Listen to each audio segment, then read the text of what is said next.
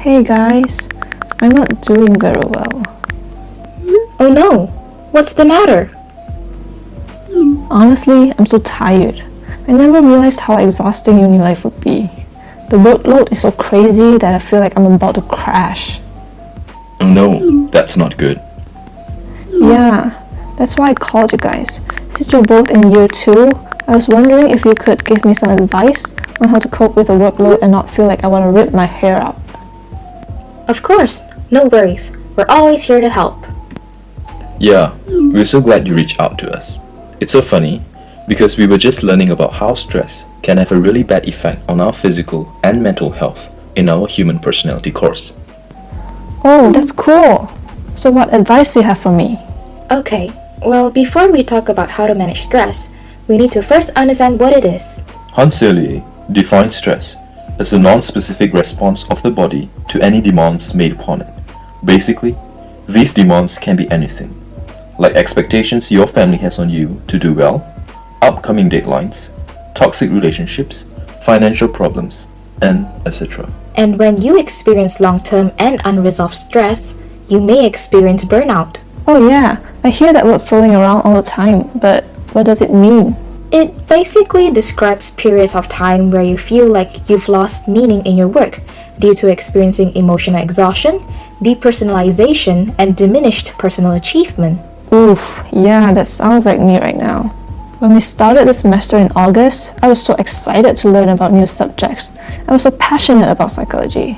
But I didn't realize how hard Psych 113 would be, or how confusing the different psychoanalytic stages are in Psych 112. Then I got so demotivated to write any of my essays. Because of it, I started rushing my work a few days before the deadlines. Yeah, I know how it feels.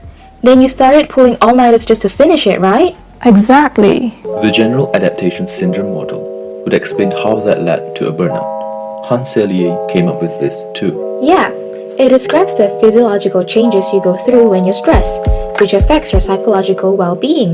GAS has 3 stages, which include the alarm stage, the resistance stage, and the exhaustion stage. The alarm stage is basically the first reaction your body experiences under stress, the fight or flight response.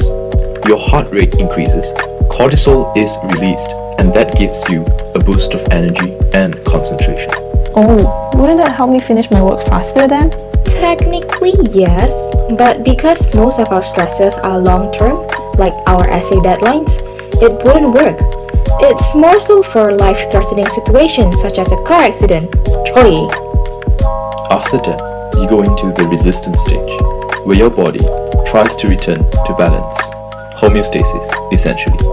Your heart rate decreases, and your blood pressure normalizes, but your body is still on high alert. It's basically when your laptop is on sleep. You don't need to turn it on each time, but the moment you press the button, bam, it's on. It's kinda like that with our body. The sleep mode is like the pre-stress stage. Anyways, yeah, like what Shaneen said, it's the calm before the storm.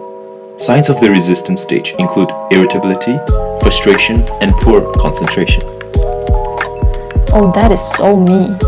And since we're all on constant alert to finish our assignments, attend lectures and tutorials, not to mention some people may be holding down a part-time job or other personal obligations, your body kinda adapts to being constantly stressed, even though you aren't mentally. Now, if you stay in this stage for too long, you'll reach the exhaustion stage. The exhaustion stage The final Pokemon evolution of stress! is when your body and mind really can't take it. Your immune system weakens, and you may feel really hopeless or depressed. Signs of this stage include fatigue, depression, anxiety, a decreased stress tolerance, and burnout. If this goes on for much longer, it could even lead to chronic illness. Jeez, that is scary. Yeah, our bodies and minds were not made to be under this much stress. Yes, ideally instead, we should strive to thrive. What? Well, experiencing burnout and everything else we mentioned just now isn't healthy. We need to figure out how to thrive in our environments, that being able to grow or develop well and vigorously so that we may live long and prosper. Wow, The Star Trek reference. Whoever wrote this script must be a nerd. Zach, don't break the fourth wall. Oh, sorry. Moving on. As with life, many things can stand in the way of us living a healthy life. Yes, sometimes it's due to our environment. The Diathesis-Stress model explains that some people may be more predisposed to psychological and physical illnesses. This may be due to their genes or upbringing. The greater an individual's vulnerability to a disorder, the less stress needed to trigger the development of the disorder. Work culture can influence it too. Researchers have begun investigating the recent phenomenon of hustle culture, which glamorizes toxic productivity. This is especially worse now, as not only do we have the technology that allows us to take our work anywhere, the pandemic also forced us to turn our homes from places of rest to places of work. And since we are constantly working, it leads to a higher prevalence of mental health disorders and suicide ideation. Oh yeah, I've read an article once that someone in Japan did over 100 hours worth of overtime and literally died from heart failure. It's true. Here's the article. Personality also plays a role in how we interpret and deal with stress. For instance, people with a high score on neuroticism are significantly less resilient to stress. This is because they tend to set extremely high goals and underestimate themselves. Like perfectionist? Exactly. The downside on creating unrealistic expectations of yourself and being a workaholic is that you will never achieve the goals you set for yourself, because you will burn out. It kind of reminds me of imposter syndrome, where people doubt their abilities to achieve success. And when they do, they think of themselves as fraud. Yeah, basically they don't internalize their success, even though everyone else says otherwise. This cycle may also lead to learned helplessness, which is when constant exposure to aversive events causes an individual to adopt a maladaptive behavioral state. In the case of students, you may feel so frustrated with yourself or your situation that you avoid tasks, academic challenges, and believe that you are incapable of achieving success. Kind of like whenever you try to start your assignments earlier and feel too overwhelmed by how difficult it seems and feel like nothing you can do will change it. Additionally, people who experience learned helplessness are also likely to experience symptoms of depression, elevated stress levels, and less motivation to take care of their physical health. This is opposed to learned optimism, which states that one's talent for joy and having positive perspective can be cultivated. Nice segue. Benefits of learned optimism include improved physical and mental health, a longer lifespan, lower stress levels, and increased motivation and performance. Huh? Why would having learned optimism decrease stress levels? According to Seligman, optimists are more resilient and are able to recover from setbacks quickly. They are less likely to become overwhelmed and discouraged by negative events through focusing on the positive. Hence, they're better at coping with stress and thrive. This also leads us to discuss longevity, which basically means having a long life expectancy. From a psychological perspective, longevity is considered related to cognitive abilities, personality, and various aspects of well-being. Funny. I never thought of it as important. I always associated it with Chinese New Year and stuff. It's actually really important, since aging is the progressive pathological breakdown of your body and mind till death. The study of healthy aging actually helps the older population thrive, even when facing chronic illness or disability. Oh, so does that mean I won't get any diseases and disabilities or something? No. Well, it's not a cure-all where you can live forever. It also encompasses subjective well-being, cognitive functioning, social competence, and productivity. Long story short, it's basically how the individual accepts and adapts to this natural decline. We can also look at personality traits like conscientiousness, which predicts healthier behaviors and overall physical health, because people with high conscientiousness are typically better at handling responsibilities and self-control. What's worse is that people with higher neuroticism are linked to greater mortality rates because they would have a lower capacity at regulating their emotional stresses. What about personalities linked to greater longevity? Hey, you read my mind! I was just about to mention that. It's almost like this whole exchange was scripted. Okay. Let's talk about self-healing personalities, which are positive traits and emotional styles that help the individual find a match between themselves and the environment. There are two major types, which include the zealous type and the relaxed type. The zealous type is described as active, seeks out stimulation, extroverted, spontaneous, and loves fun.